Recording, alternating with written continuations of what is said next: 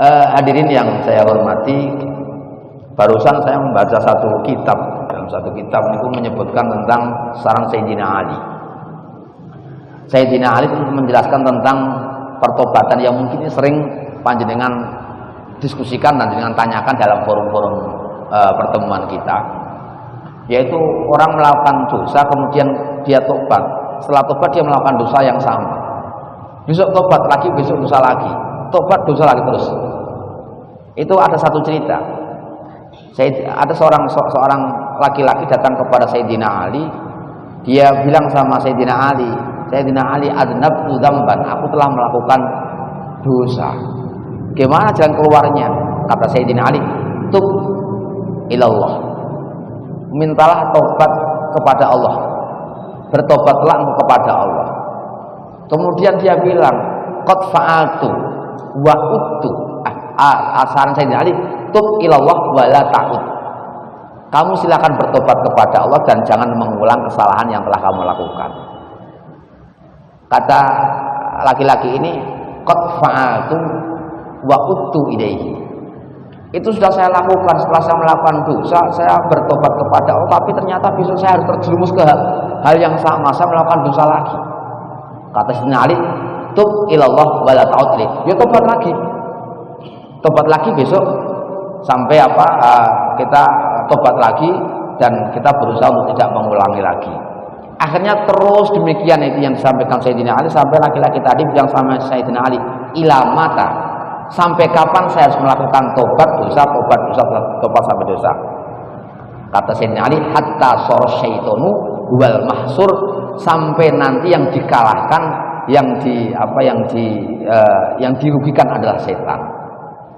Karena setan itu kan biasanya kan kalau orang melakukan dosa terus kita tobat, besok kok mau lagi, itu setan akan menggelitik di hati kita. Loh, kamu tobatnya tidak serius, ditunda sajalah. Kalau memang betul-betul kamu nanti sudah siap untuk serius, kamu baru bertobat sekarang, jangan dulu kamu seolah-olah menghina sama Allah. Itu kadang-kadang yang berbilang semacam ada setan,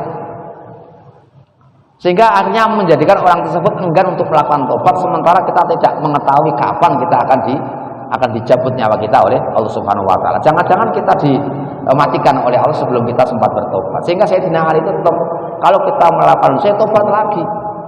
Kalau besok kita melakukan lagi, tobat lagi. Sampai kapan? Sampai setan nanti yang dikalahkan. Kalau nanti kita tidak tobat, berarti setan yang menang. Sehingga ada seorang ahli tafsir, seorang ulama mujahid, Imam Mujahid itu memiliki penafsiran yang agak unik menurut saya, ya cukup mencengangkan penafsiran beliau. Salah satu sifatnya orang-orang muttaqin kan walladzina idza fa'alu fahishatan aw dzalamu anfusahum dzakarullaha fastaghfiru lima yaghfirullahu ila akhirih. Itu tidak itu. Ayatnya innamat taubatu 'alallahi alladzina ya'maluna su'a bijahalatin tsumma yatubuna min qaribin. Sesungguhnya tobat yang diterima oleh Allah, innamat taubatu 'alallah lilladzina ya'maluna su'a, itu untuk orang-orang yang melakukan kesalahan, melakukan keburukan, maksiat, bijahalatin, dengan kebodohan. Itu kalau menurut penafsiran Imam Mujahid, bijahalatin tidak dimaknani kita melakukan dosa karena kita tidak tahu itu dosa, bukan itu maknanya. Karena jelas kalau kita melakukan satu maksiat tapi kita tidak tahu hukum pastinya dalam syariat itu maksiat apa tidak, itu justru kita tidak mendapatkan sanksi sama sekali. Wong orang ngerti kan orang hukumnya. Tapi apa yang dikatakan bijalat menurut Imam Mujahid? Bijalat itu bi'amdin, dengan sengaja. Justru jalan dimana dengan sengaja, dia sudah tahu dan dilakukan. Sehingga orang-orang yang telah mengetahui tetapi kok tetap melakukan, itu hukumnya seperti orang bodoh. Oh, berarti goblok dia, tahu kok dilakukan, tahu kalau itu salah kok dilakukan, itu kan berarti bodoh dia. Mana bijaksana seperti itu. Kalau begitu ayat ini sebenarnya diperuntukkan kepada orang-orang yang memang dengan sengaja melakukan kesalahan, tetapi dia tsumma yatubuna min qaribin, dalam waktu secepatnya dia melakukan tobat. Ini juga penuh penafsiran Imam Mujahid. Yatubuna an qaribin, yang yatubuna min qaribin ini maknanya setiap sesuatu sebelum meninggal itu namanya qaribin, sesuatu yang dekat dengan cepat, itu artinya sebelum meninggal. Artinya bahwa orang yang melakukan tobat itu akan diterima oleh Allah bagi orang yang melakukan kesalahan dengan sengaja dan dia bertobat sebelum meninggal.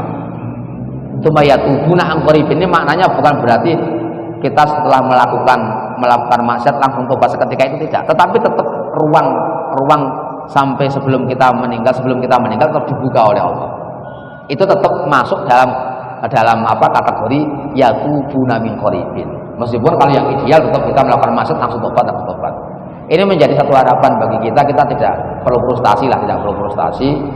Memang kita yang penting apapun yang pernah kita lakukan di masa-masa muda kita ditobati sekarang itu juga tidak masalah. Itu masih dianggap kita yatubuna an qaribin.